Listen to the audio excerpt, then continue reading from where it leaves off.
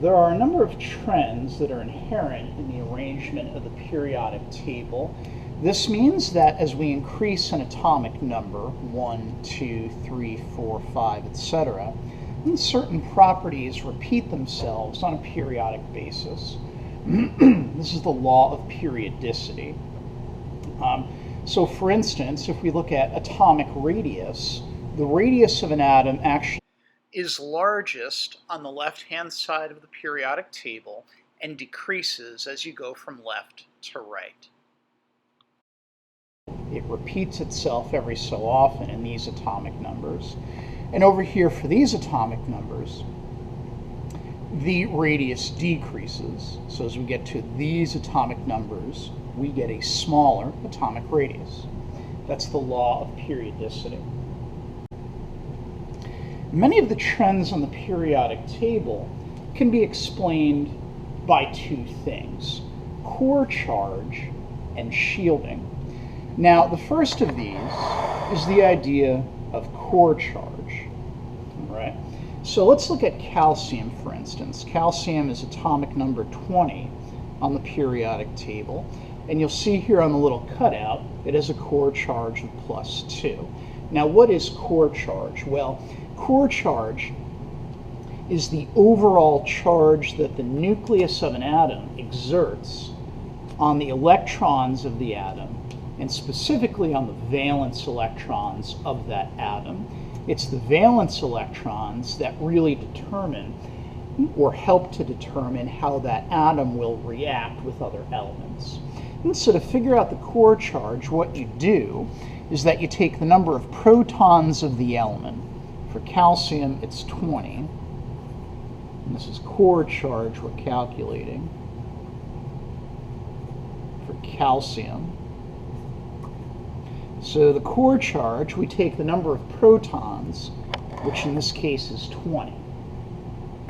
And we're going to subtract the inner electrons from that. Now, calcium, a neutral atom, has 20 electrons. 2 of those electrons are valence electrons in the 4s energy level. So 20 minus 2, that gives us 18 inner electrons. So for the core charge of calcium, again, we're taking 20 protons and we're subtracting from that 18 inner electrons, and we get 2, positive 2.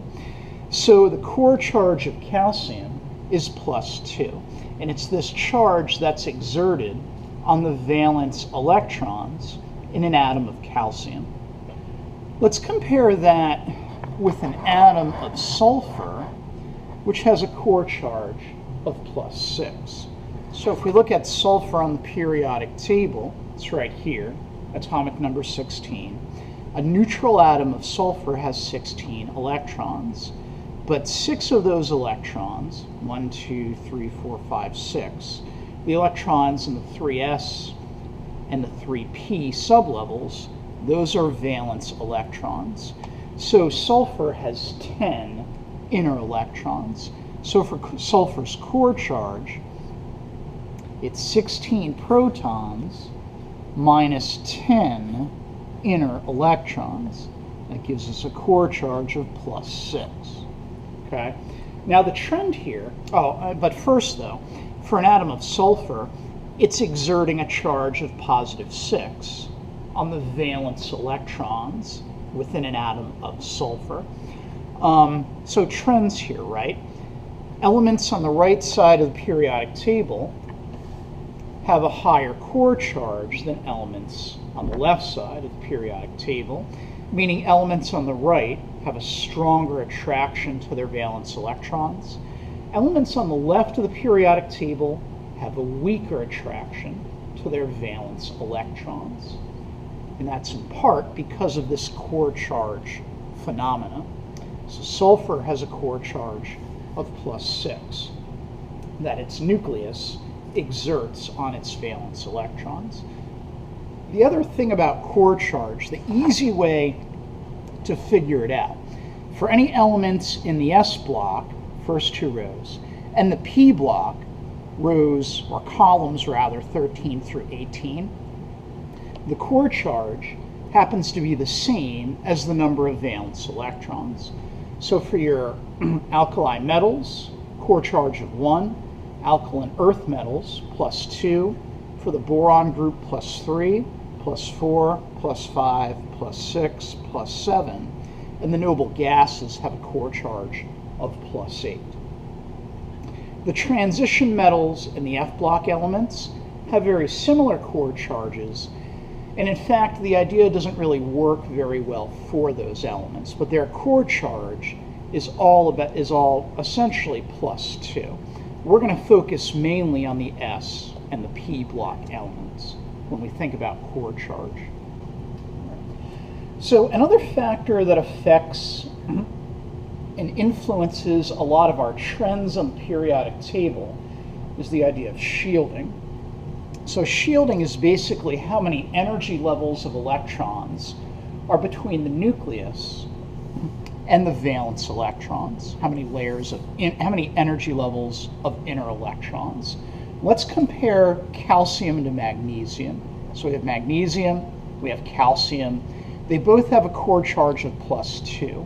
However, calcium has a weaker attraction to its valence electrons than magnesium, and the reason is shielding. Now for magnesium has electrons all the way up to the 3rd energy level. So why don't we show that here? So here's energy level 1, here's energy level 2, n equals 2, and here's energy level 3. So there's a magnesium atom with its 3 energy levels. Magnesium has 2 layers of shielding. These 2 inner energy levels, 1 and 2, they act as shielding. They're a buffer between the core charge of the nucleus and the valence electrons that magnesium has in its 3rd energy level. So what they do is that they weaken the core charge. Now, as I said, magnesium has a stronger attraction to its valence electrons than calcium does. So why don't we take a look at calcium? Calcium has 4 energy levels of electrons. Okay, so let's get those ready here. 1, 2, and 3 are its inner energy levels. Now, unlike magnesium, for calcium, these 3 energy levels all act as shielding, because for the calcium, that n equals 3, 3rd energy level, that's also a layer of shielding. Calcium has one more layer, let's add it here, or one more energy level, and that's n equals 4.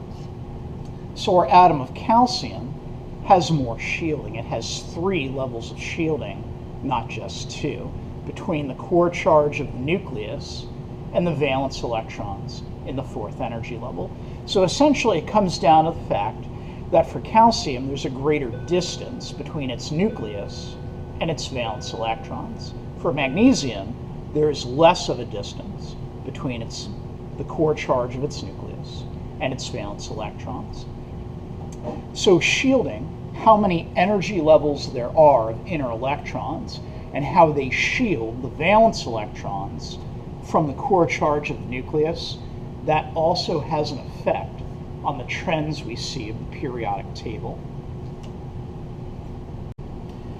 So here's an example of what we're talking about. Calcium and magnesium each have 2 valence electrons in their highest energy level. Now, both of these atoms give up those electrons fairly easily. For instance, if you put magnesium and calcium in acid, they will readily react and give up these valence electrons to that acid compound.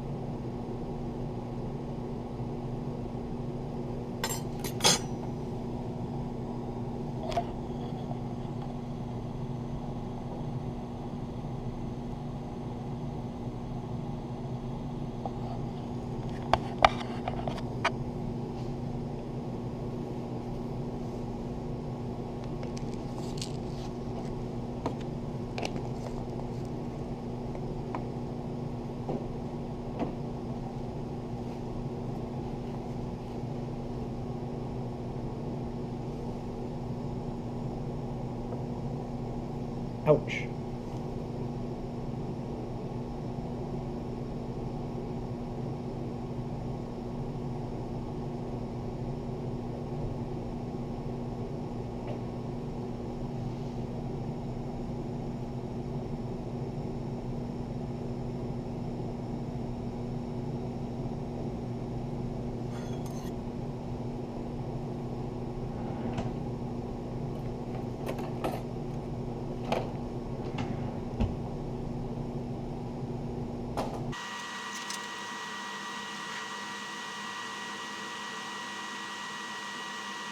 However, the calcium will give up its electrons more easily than the magnesium.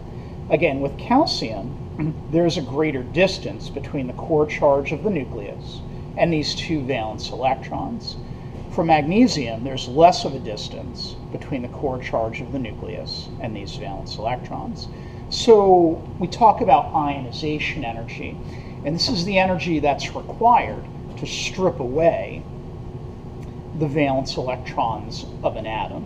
For calcium, we have a lower ionization energy that's required to do that. So to take away these valence electrons, there we go, they're gone now. For calcium, that requires less energy. For magnesium, there we go. We need a little bit more energy to take away those valence electrons. Why? Well, again, because there's less distance between what's attracting those electrons and where the electrons are being pulled from. So ionization energy, the energy to remove the valence electrons, is affected by both core charge and shielding. In this case, it's primarily shielding. Now, if we look at sulfur versus magnesium, sulfur also has two layers of shielding, and its valence electrons are in the third energy level. However, sulfur has a much higher core charge than magnesium. Its core charge is +6. Now, sulfur has 6 valence electrons. We'll put those in there. Now, because sulfur has a much higher core charge and the same amount of shielding as magnesium, this core charge attracts these electrons a lot more strongly than the magnesium does. So the ionization energy for sulfur is actually much higher. To pull off one of these valence electrons, we need a lot more energy than we do with magnesium. And when we put in that increased amount of energy, we can ionize and strip away electrons from the sulfur. But it does require more energy to make that happen. Again, that's because of the higher core charge of the sulfur compared to the magnesium.